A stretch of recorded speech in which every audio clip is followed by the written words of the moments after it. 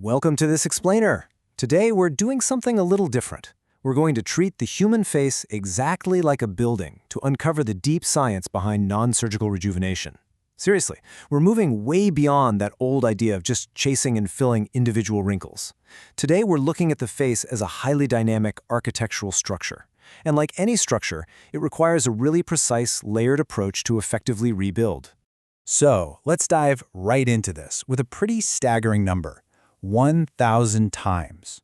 That is exactly how much hyaluronic acid, or HA, can expand in volume when it absorbs water. It forms this incredibly loose, hydrated network right inside your tissues. I mean, just think about that for a second. It's basically a biological sponge that holds an absolutely massive amount of moisture, making it a foundational element in modern aesthetic medicine. Now, before we build, we got to know our materials, right?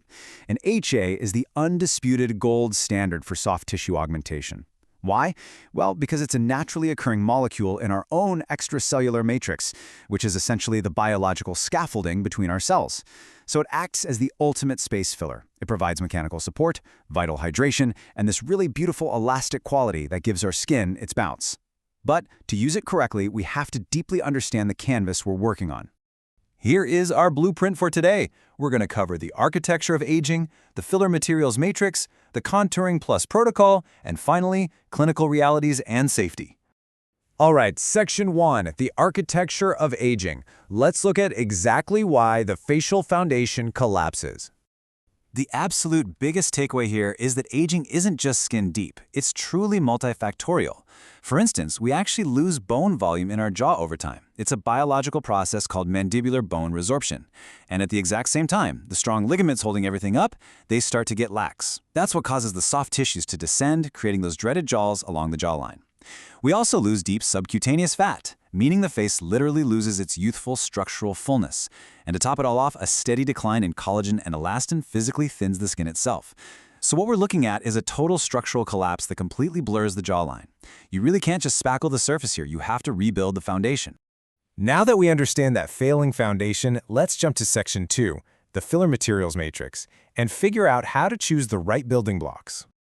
So when we compare two major biostimulators, calcium hydroxylapatite, or CHA, and polylactic acid, or PLLA, we see a really fascinating difference in how they work. CHA gives you instant scaffolding because of its carrier gel, but it also actively stimulates your body's own collagen production over the long term. It becomes your rigid foundation. On the flip side, PLLA requires a much more patient, gradual building process over multiple visits. It relies almost entirely on pure collagen generation over time. So if you want structural contouring right now, you look at CHA. But if you're looking for diffuse volume over time, PLLA is a phenomenal tool. But to actually use these tools correctly, we've got to understand their physical properties. In the medical aesthetics world, this is called rheology. The absolute key term you need to know here is G-Prime, or elastic modulus.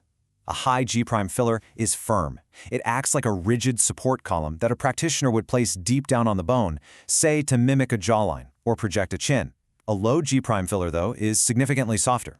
It acts a lot more like surface plaster that you'd inject superficially to smooth out fine lines and give a soft, natural feel to the skin. Matching the exact elasticity of the filler to the specific anatomical layer, that is the ultimate secret to a truly natural result.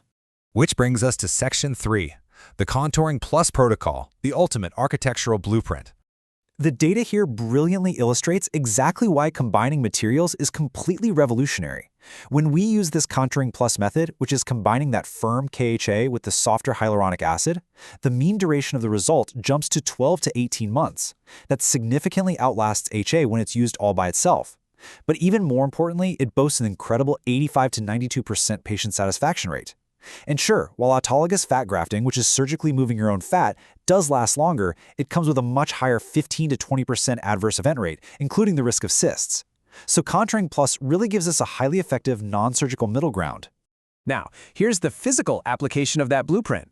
Step 1. We lay down a rigid foundation. CHA is injected supraperiosteally, which really just means placing it deep, right along the bone of the jawline. This mimics the lost bone volume and triggers collagen production deep down, exactly where we need it. Then Step 2. We perfectly contour the surface. Hyaluronic acid is injected subcutaneously, right under the skin. to fine-tune the shape and ensure the face feels completely natural and soft to the touch. It is literally a dual-layer masterpiece. Of course, actually executing this means a skilled aesthetic contractor has to rely on incredibly precise physical techniques. For example, they might use linear threading to elongate a jawline, or they might use bolus injections, which is basically dropping a concentrated, precise amount of filler in one exact spot to project a weak chin. Fanning and cross-hatching, on the other hand, are used to create a uniform, smooth mesh of volume across broader areas. And importantly, modern protocols heavily rely on blunt cannulas instead of sharp needles to safely navigate the tissue and minimize any trauma to the face. Okay, let's bring it back to Earth for Section 4, Clinical Realities and Safety, or the contractor's reality. Because, let's face it, beautifully designed architecture means absolutely nothing without rigorous safety and clinical management. This brings us to a really fascinating and honestly somewhat controversial scientific debate in the medical community regarding the handling of hyaluronic acid. Specifically, should it be diluted before injection? The science behind this debate is absolutely wild.